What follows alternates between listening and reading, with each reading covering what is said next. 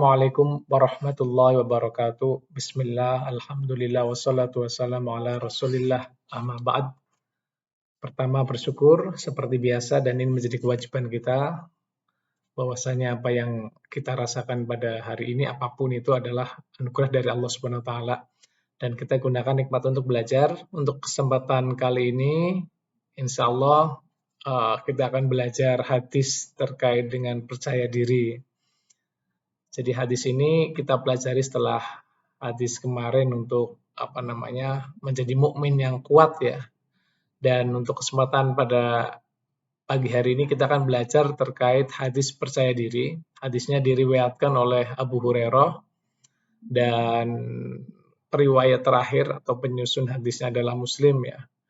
Jadi dikatakan kalau Rasulullah SAW, Innallaha la yanzuru ila suwarikum wa amwalikum walakin yanzuru ila qulubikum wa amalikum. Ini Sahih Muslim. Sehingga coba kalau kita buka hadis ini secara lengkap di Sahih Muslim kayak apa, maka bisa kita telusuri di Islam Web ya. Kita coba buka Islam Web.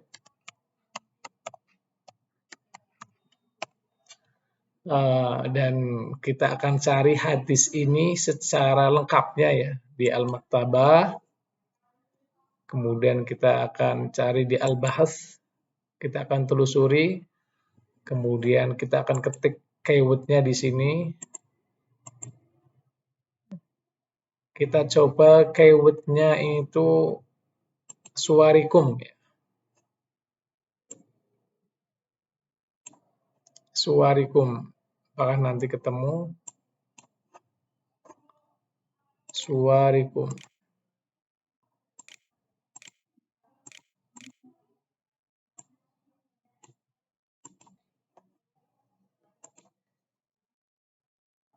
Di hadis Muslim kayak apa? Oh ternyata keywordnya ada yang salah. Kalau ada yang salah pasti ini salah ini. Kita kayaknya nggak ada alifnya. Kita coba lagi. Suwarikum, apakah ada ya? Ini ada di Sahih Muslim. Kita buka di hadisnya. Sanadnya seperti apa yang secara lengkap. Kalau di buku yang kita pegang modulnya kan kita nggak lengkap ya. Di Sahih Muslim ini bisa kita jumpai hadisnya nomor berapa ini? 2564 ya. Hadasana Amr An-Naqid, hadasana Katsir bin Hisham, hadasana Ja'far bin Barqan, dari Yazid bin Al-Asam, dari Abi Hurairah ya. Kali di buku modul kita tadi hanya dari Abu Hurairah. Di Sahih Muslim bisa kita lihat secara lengkap sanadnya. Dan kalau untuk mengetahui lebih jauh tentang sanad-sanad ini siapa, Amr bin An-Naqid siapa, ini tinggal diklik. Maka nanti akan muncul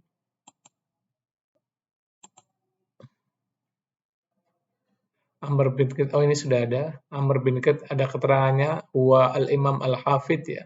Abu Utsman Amr bin Muhammad bin Bakir. Begitu juga nanti misalkan Abu Hurairah kita ketik akan muncul ya.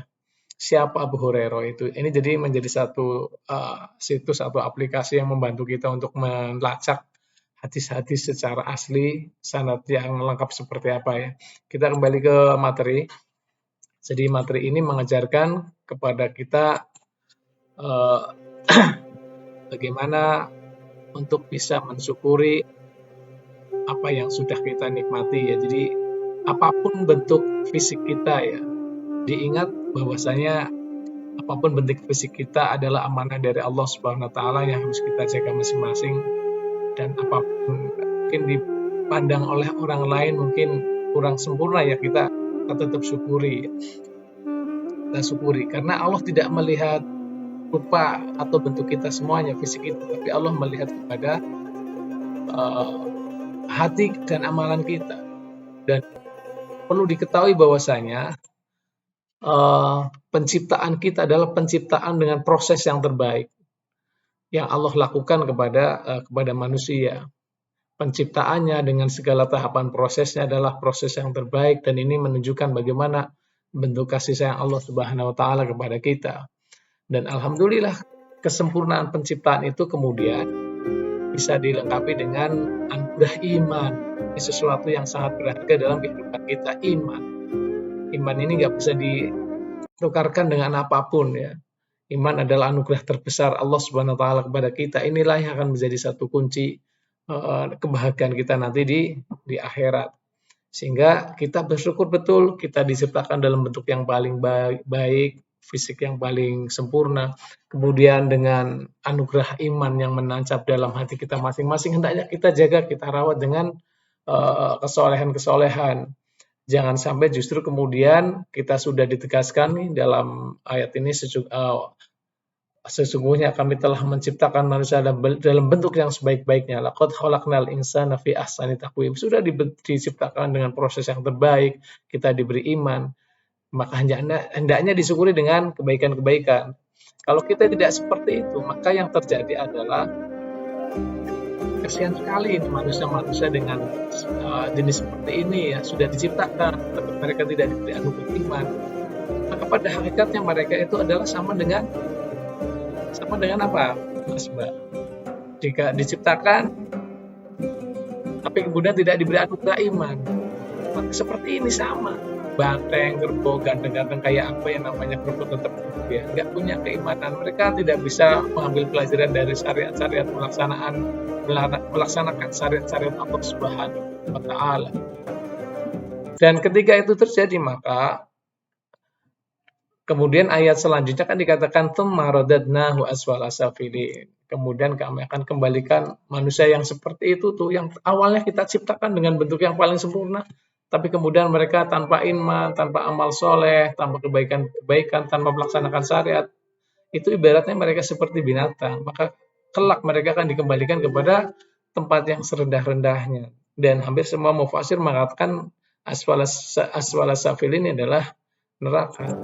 Sehingga kita harus hati-hati betul, kita syukuri fisik kita, bentuk fisik kita. Kita punya iman, kita harus percaya diri, punya iman, kita punya Islam, dan tidak ada yang lebih berharga dari dua macam nikmat ini. Jangan sampai kemudian tidak dirawat iman Islam itu sehingga akan mendatangkan kepada penyesalan. Jadi ini satu hadis yang bagaimana menegaskan kepada kita bahwasanya Allah tidak melihat rupa dan harta kita, banyaknya harta kita, banyaknya rumah kita nggak melihat itu semuanya. Tapi Allah Subhanahu wa taala melihat hati kita, ketakwaan kita kepada Allah Subhanahu wa taala. Inna akramakum indallahi atqakum. Sesungguhnya yang paling mulia, manusia yang paling mulia itu yang paling takwa kepada Allah Subhanahu wa taala. Loh, kenapa kemudian mungkin di antara kita bertanya-tanya, kenapa kadang fisik berbeda-beda dan sebagainya? Maka sesungguhnya ini bagian dari keunikan hidup, dari aneka warna hidup. Mungkin ada yang hitam, ada yang keriting, ada yang lain sebagainya. Mungkin secara sifat, secara karakter juga mungkin ada yang suka membantu, ada yang biasa-biasa saja. Ini semuanya memberikan hikmah kepada kita bahwasanya kita itu diperintahkan untuk saling menutupi dalam kehidupan ini.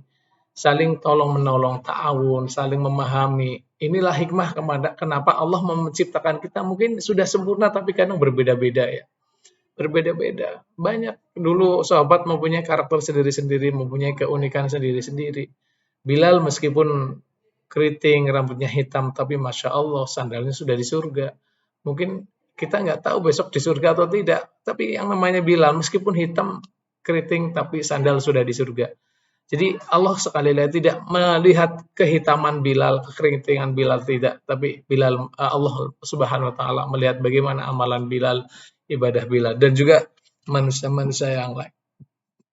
Ini pelajaran kita, hadis untuk kita harus percaya diri menghadapi hidup ini. Ingat, Allah tidak melihat kepada rupa kita, tidak melihat kepada jabatan kita, tidak melihat kepada kekayaan, kemewahan kita, tapi Allah melihat kepada hati kita masing-masing. Allah melihat kepada amalan kita. Dan mudah-mudahan itulah yang akan menunjukkan kualitas kita sebagai manusia, dan itu yang akan mengantarkan kepada kebahagiaan kelak. Mudah-mudahan ada manfaatnya. Sebelum Ustaz akhiri, silakan perhatikan ada satu buah soal di sini. Kalian lihat ada dua buah gambar, dilihat, dicermati, kemudian jawablah yang menjadi pertanyaan Ustadz ya. Bagaimana pendapatmu melihat fenomena gambar tersebut, melihat fenomena yang ada dalam gambar. tentu saja melihatnya dari perspektif hadis yang tadi kita pelajari, innallaha la yanzuru ila suwarikum. Allah tidak melihat kepada bentuk kita dan juga kepada harta kita, tapi Allah melihat kepada hati kita. Selamat belajar, selamat mengerjakan. Subhanakallah bihamdik, asyhadu an la ilaha illa anta astaghfiruka wa atubu ilaik. Assalamualaikum warahmatullahi wabarakatuh.